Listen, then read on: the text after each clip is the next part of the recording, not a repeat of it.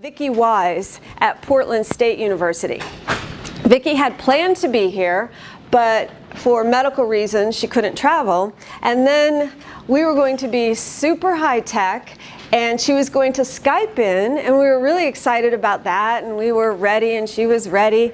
And then I did the time conversion. It's 4:15 in Portland right now, and she said she would do it, but I'd really like to keep her as a colleague. So I told her I would try to represent her ideas well. So I'd like to give you a little bit of background about why I'm interested in this topic. Before coming to PebblePad, I've been at PebblePad now for exactly a year. Before that, I was the ePortfolio director, ePortfolio program director at Clemson University. And we had a university-wide ePortfolio, and we had, so all of our undergraduates, over 17,000 students, had to create a portfolio with evidence for university level outcomes. So we had just this rich collection of data, and I always felt that with all of this data, we should be using it to do, as Tracy said this morning, tell this institutional story of learning. Or, in some cases, institutional story of maybe not learning, but what we need to do to improve, which I think is equally important, right? I mean, the stories aren't always all going to be pretty.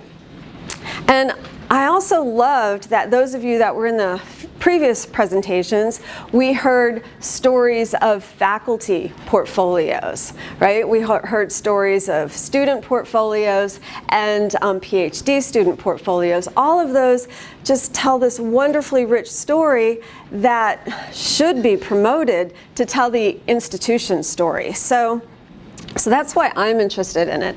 And Vicki is interested in telling assessment stories. So you don't often think about assessment as a story, but she's very interested in promoting that idea. So making the case, and let me give you a little bit of background. I know we have some differences in practice and language across Australia and the UK. So in the US, we have accrediting agencies, and we have regional accrediting agencies. And where I'm located, in the southeast part of the United States, we have the Southern Association of Colleges and Schools Council on Colleges.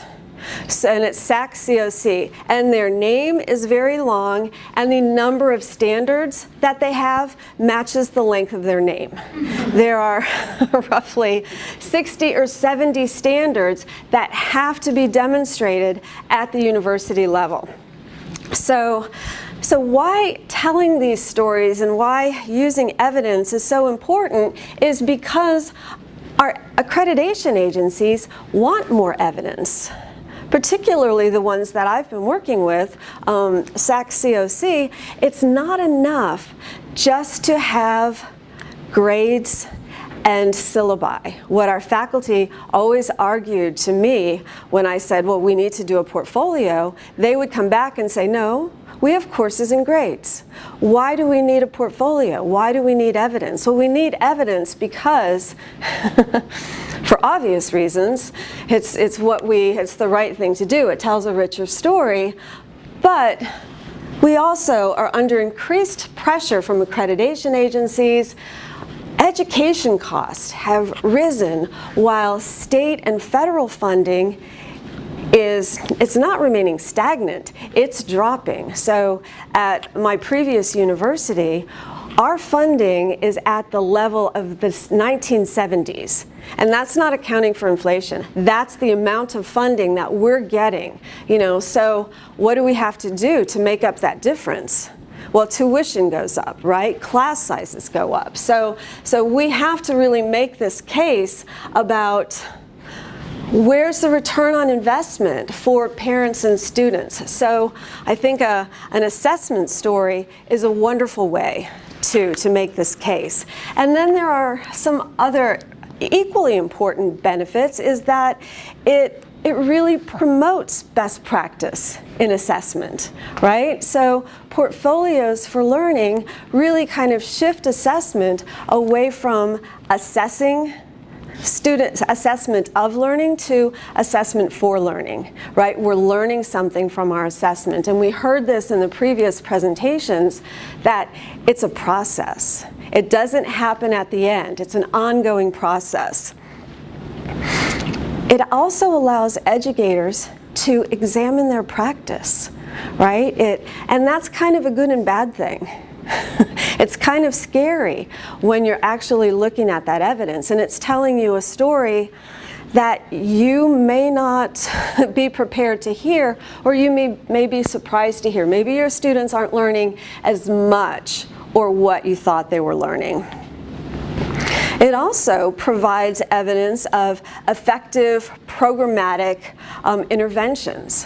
One of the things that most of our accrediting bodies are requiring in the US is what's called quality enhancement practices or quality enhancement programs. And Tracy talked about high impact practices. A lot of our quality enhancement programs are related to high impact practices. You know, a lot of colleges are doing student portfolios as a high impact practice for their QEPs or undergraduate research. So how do you collect data on that? How do you collect data to know that those programs are really being successful and they're impacting student learning? Well, I would think you do that through portfolios and through these stories. So while it gives you information on successes and successful interventions, it also reveals some gaps and some holes in your program, right? We saw a really nice map this morning of programmatic assessment. It really gives you information where you might be missing things. So we know this. We know that portfolios really allow us, and I think that's why we are all engaged with portfolios, right? What do we like about portfolios for our students? What are some reasons that we believe in this? Tell me. Talk to me. Makes their learning visible. Makes their learning visible. Allows them to think about their learning as they're writing it. Yeah, allows you to think about it, that process. Anything else? Well, that's reflective practice, and I can engage with that in a space which you can consider. Absolutely. And so those ideas, reflective practice, process of learning, the visibility of learning, those are all equally important at the programmatic level, at the course level, and at the university level. So, what makes a good story?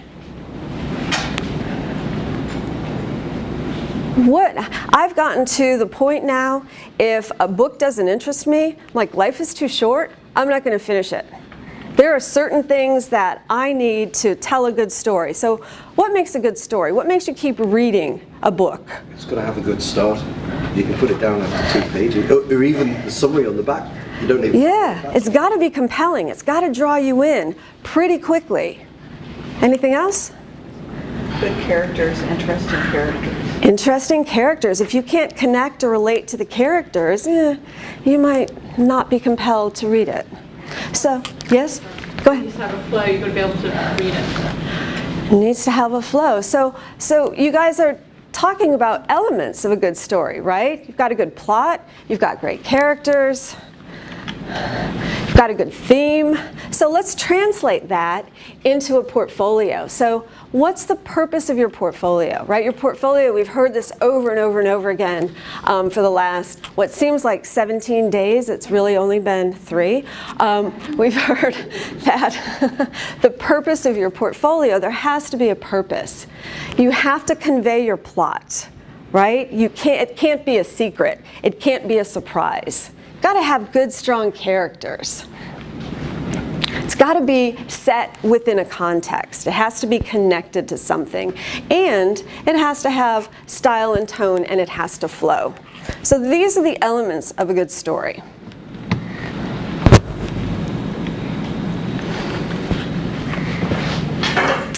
I going with this? Anybody know this? Baby steps. Well, that's good, but no. Dance like nobody's watching. Your favourite book's ballet shoes? All very good, but no. So, Hemingway, we know Hemingway, right? I'm going to just say this is Hemingway. So Hemingway wrote a 6-word story. Maybe it wasn't Hemingway, but we're going to say it's Hemingway. So that 6-word story was no. That 6-word story was for sale, baby shoes, never worn or never used. Right? So you've probably heard that. So 6 words, that story has all of the elements, really, of a good story. So what I'd like you to do for 2 minutes is get together in pairs and come up with a 6-word assessment story. So you're here, all of you, because you love assessment and you want to do assessment. So I challenge you for 2 minutes to, and you can work in pairs or triplicates or whatever, but I want you to do a 6-word assessment story, please.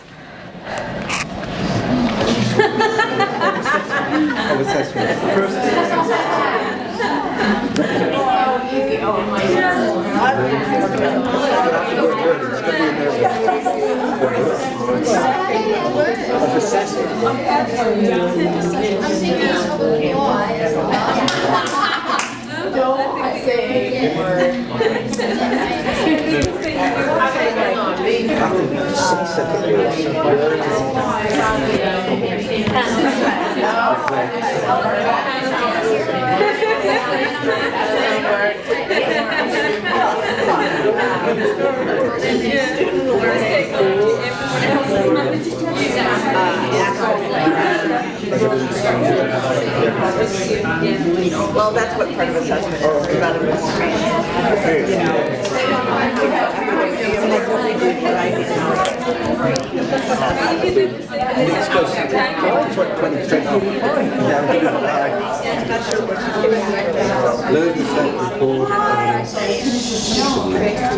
I like the connection with people that's Wow, it got quiet.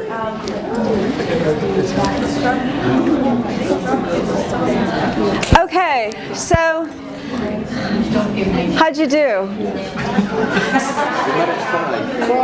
5? Sorry, don't box me. It's not 5 words. 5 words. Oh, I was like 5? So,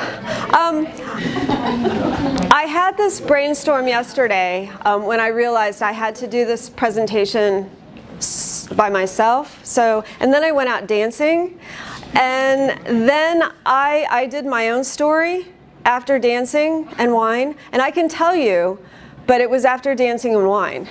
Mine was, and you can use punctuation. Student evidence demonstrates learning across the curriculum, exclamation mark. That was after wine and dancing. So what are some things that you have? Wait. Student evidence demonstrates learning across curriculum. Oh, get rid of the. Sorry. You can do that because I've made up the rules. And who has one? Anybody? Yeah, Tracy. Must be because we're sisters. Transforming learning made visible with evidence. Ooh, very good. Okay, she's upped mine. We went slightly different. Yes. Formative feedback, advice ignored, epic fail. Different approach, but still equally compelling story. Formative feedback, advice ignored, epic fail. Right? We have to go along with this theme. Don't say the word assessment ever. Oh, wow. That just hurts my feelings. Yes, okay. So we have 5 minutes, which really time flies when you're having fun. So what you all have just done is you've really set up your assessment story at your university. or you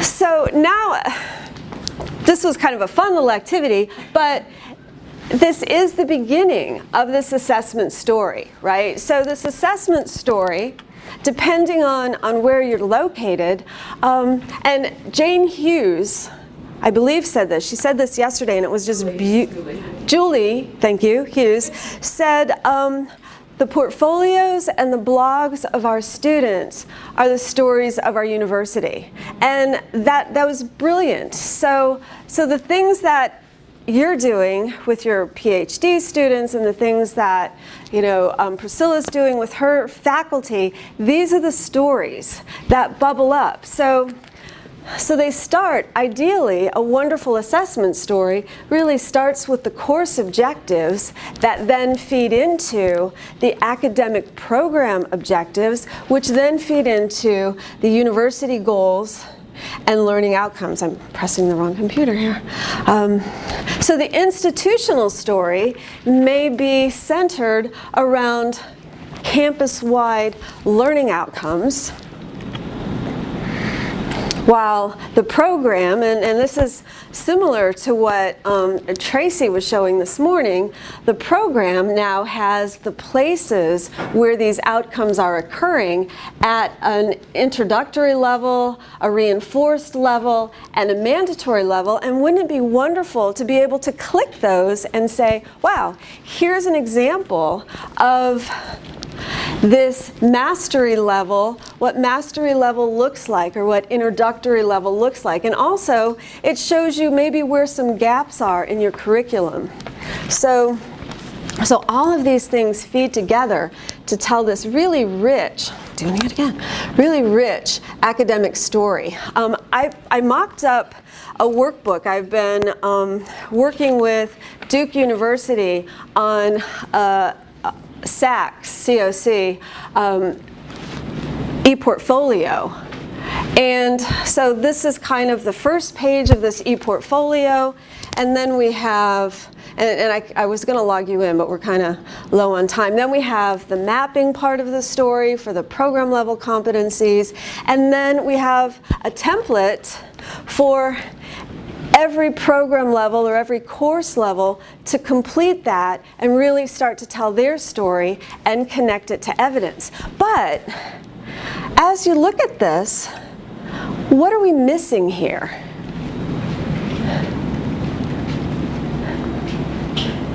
Based on what we've said this morning, what is this missing? Is it compelling? Is it this is the first thing they're going to see, how to use this workbook.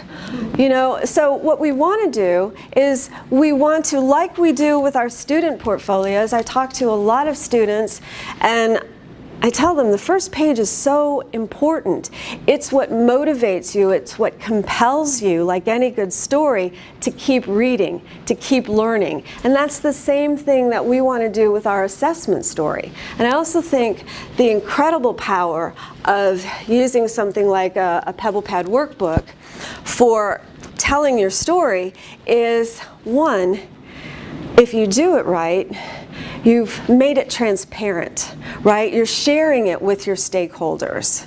The other thing is, which I rarely see in assessment offices, is that it becomes this process. It becomes formative. And you have time to, we always talk about closing the loop. I hate this idea of closing the loop because that suggests that it's a loop and you're done.